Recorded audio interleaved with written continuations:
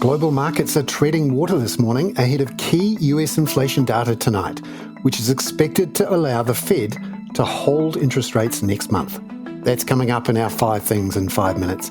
And then in our bonus deep dive interview, we take a closer look at the all-important US labour market with ANZ's head of G3 Economics, Brian Martin, who sees a slowing of jobs growth, but still relatively strong wage inflation, with one measure still running at 5.5% to 6%. That suggests that the labour market remains really quite tight and that there's further work to do in order to get wage growth down to a much more sustainable level.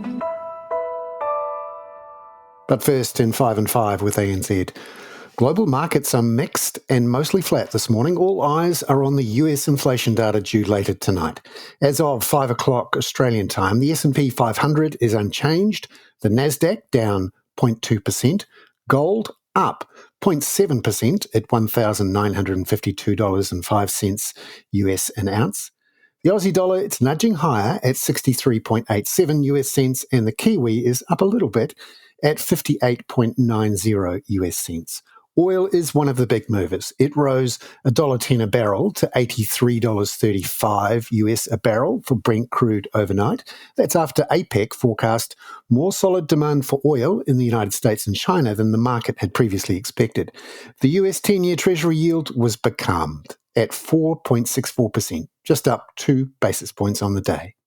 Number 2, the main focus on markets in the next 24 hours is the US inflation data for October, which will set the tone for the Fed's big decision next month on whether to hike or not. Here's ANZ's senior international economist Tom Kenny, who's forecasting a 0.3% rise in core CPI in October with annual core inflation of 4.1%. That would be pretty much in line with what we saw last month, which kind of suggests to us that, inflation is the slowdown that we've seen is starting to get stuck at probably a level that's still a little bit too elevated for the Fed's liking. And that's why Fed Chair Powell has said that, he's not yet confident that inflation is on a trajectory to 2%. And we would share that view at this point in time. Number 3, India's inflation rate slowed somewhat in October in data out overnight, but it was a touch above market and ANZ expectations, at least for the headline number. Annual CPI inflation in October in India fell to 4.87% from 5.02% in September. ANZ's chief economist for Southeast Asia and India, Sanjay Mathur, had forecast 4.69% and the market was at 4.8%, so a little bit higher.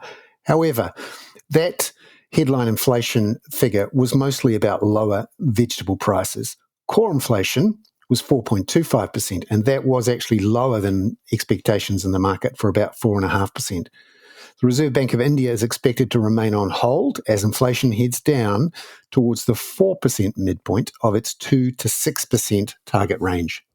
Number 4, China's credit growth continues to be a bit weaker than expected. Data out overnight showed aggregate financing rose 9.3% in October from a year ago.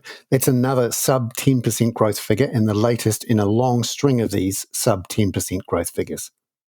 Number 5, one of the biggest movers in recent months has been gold. ANZ senior commodity strategist Daniel Hines has been looking at gold's performance after big geopolitical events of the past to see how much of a safe haven effect there is.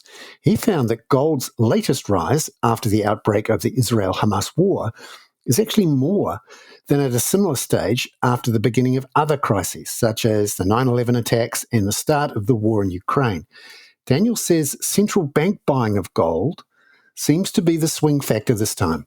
Normally, in these periods, you see mainly investors buying through the futures market, but this time around, you have the added benefit of that physical buying of gold. The central banks have obviously been concerned about the geopolitical environment. This part to de-dollarize, in a sense, de-risk their reserves as a result of that. And we've seen some really strong buying from countries like China as a result of that.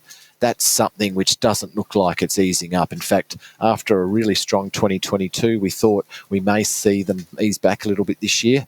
Not the case. The buying's been even stronger. So I think it's going to be a fairly dominant theme for the foreseeable future. Daniel Hines there. Now, for our bonus deep dive interview, we talk with ANZ's head of G3 Economics, Brian Martin, about jobs growth and wages growth in the world's largest economy. Remember, it's crucial for those watching the US Federal Reserve, which sets the base for global interest rates. Markets have actually halved their expectations for a hike next month from the Fed to just 14%. Here's Brian on that slowing jobs growth. The evidence we're getting is that it is slowing down and coming back into greater balance. In particular, we're seeing a deceleration in private sector jobs creation. In the latest data, that slowed to 99,000 jobs created in the month. When you look back a year ago, the private sector was creating nearly 300,000 jobs in a month. So it does show that the monetary medicine that the Fed has injected into the economy is definitely having an effect in slowing down the pace at which firms are hiring.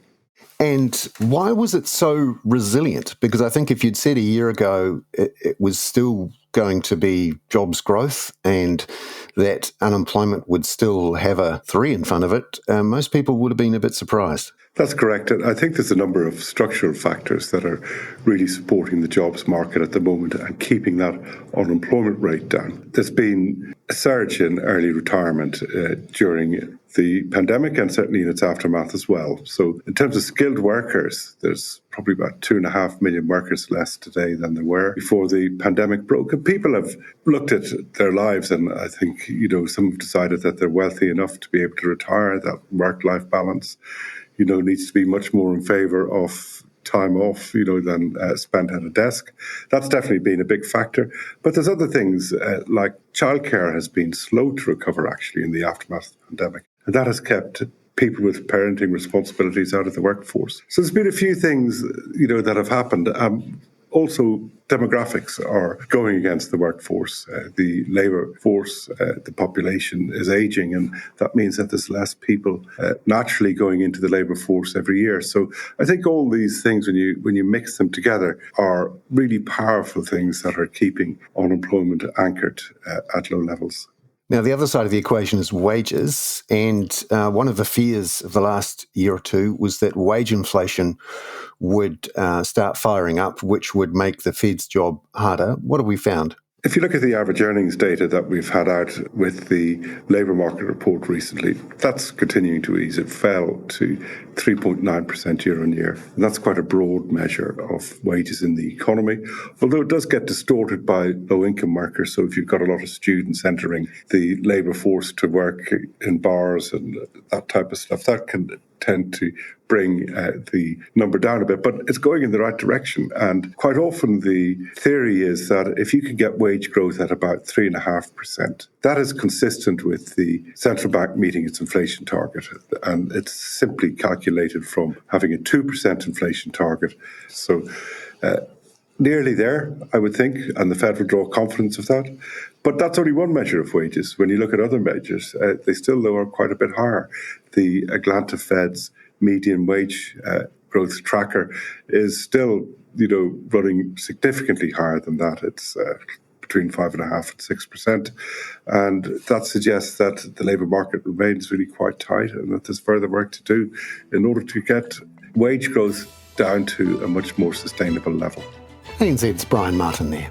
I'm Bernard Hickey. That was 5 and 5 with ANZ for Tuesday, November the 14th. Tune in tomorrow for the results from that key American inflation data overnight.